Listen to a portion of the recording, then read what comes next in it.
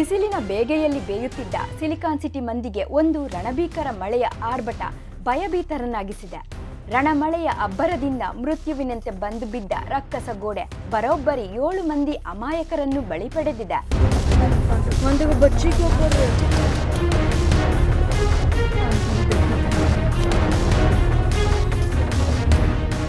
ಭಾರೀ ಬಿರುಗಾಳಿ ಗುಡುಗು ಸಮೇತ ಸುರಿದ ಧಾರಾಕಾರ ಮಳೆ ಹಲವು ಮಂದಿಗೆ ಕರಾಳ ಮುಖ ತೋರಿಸಿದೆ.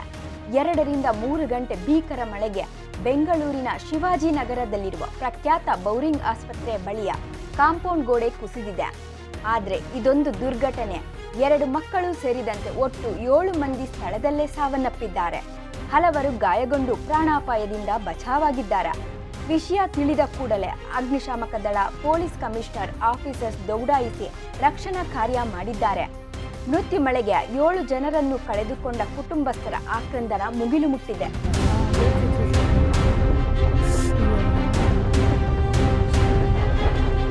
ಇನ್ನು ಪರಿಸ್ಥಿತಿ ಉದ್ವಿಗ್ನವಾಗುತ್ತಿದ್ದಂತೆ ಸ್ಥಳಕ್ಕೆ ಸಿಎಂ ಸಿದ್ದರಾಮಯ್ಯ ಹಾಗೂ ಡಿಸಿಎಂ ಡಿಕೆ ಶಿವಕುಮಾರ್ ಭೇಟಿ ನೀಡಿದ್ದಾರೆ. ಸ್ಥಳ ಪರಿಶೀಲನೆ ನಂತರ ಮೃತರ ಕುಟುಂಬಕ್ಕೆ ತಲಾ 5 ಲಕ್ಷ ಪರಿಹಾರವನ್ನು ಘೋಷಿಸಿದ್ದಾರೆ. ಇನ್ನು ಈ ದುರ್ಘಟನೆ ಬಗ್ಗೆ ಮಾತಾಡಿದ ಸಿಎಂ ಡಿಸಿಎಂ ವಿಷಾದ ವ್ಯಕ್ತಪಡಿಸಿದ್ದಾರೆ. ಗೋಡೆ ಬೀಳಲು ಕಾರಣದ ಬಗ್ಗೆ ತನಿಖೆಗೆ ಸೂಚಿಸಿದ್ದಾರೆ.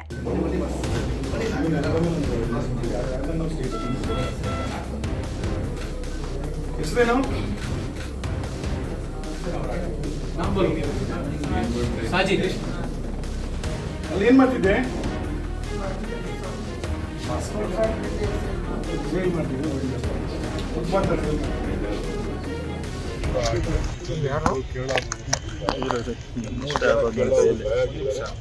ಅವರು ಆರೋಗ್ಯ ಯಾವ ಪಾರಾಗಿದ್ದಾರೆ.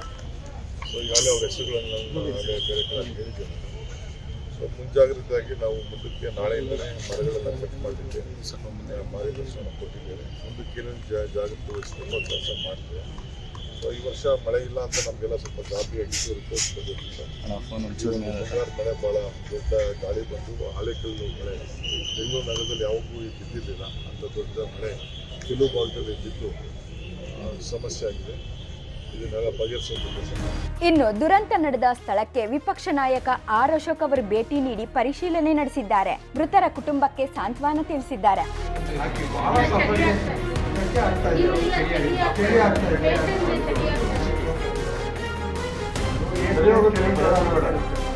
ಇನ್ನು ರಣಮಳೆಗೆ ಸಾವನ್ನಪ್ಪಿದ 7 ಮಂದಿ ಕುಟುಂಬದವರಿಗೆ ಶಾಸಕ ರಿಜ್ವಾನ್ ಅರ್ಷದ್ ಪರಿಹಾರದ ಚೆಕ್ ನೀಡಿದ್ದಾರೆ. 7 ಮಂದಿ ಸಾವಿಗೆ ಕಾರಣವಾದ ದುರ್ಘಟನೆ ಬಗ್ಗೆ ಸಿಎಂ ಗಂಭೀರವಾಗಿ ತೆಗೆದುಕೊಂಡಿದ್ದಾರೆ. ಬೌರಿಂಗ್ ಆಸ್ಪತ್ರೆ ಕಾಂಪೌಂಡ್ ಗೋಡೆ ಕುಸಿತ ಹಿನ್ನೆಲೆ ಸಂಬಂಧಪಟ್ಟ ಕಾರ್ಯನಿರ್ವಾಹಕ ಇಂಜಿನಿಯರ್ನನ್ನು ಅಮಾನತುಗೊಳಿಸುವಂತೆ ಮುಖ್ಯಮಂತ್ರಿ ಸಿದ್ದರಾಮಯ್ಯ ಸೂಚಿಸಿದ್ದಾರೆ. ಬೆಂಗಳೂರಿನಲ್ಲಿ ಶಾಕ್ ಕೊಟ್ಟ ಭೀಕರ ಮಳೆಯಿಂದ ಎಚ್ಚೆತ್ತ ಅಧಿಕಾರಿಗಳು ಹಾಟ್ಸ್ಪಾಟ್ಗಳನ್ನು ಗುರುತಿಸಿದ್ದಾರೆ.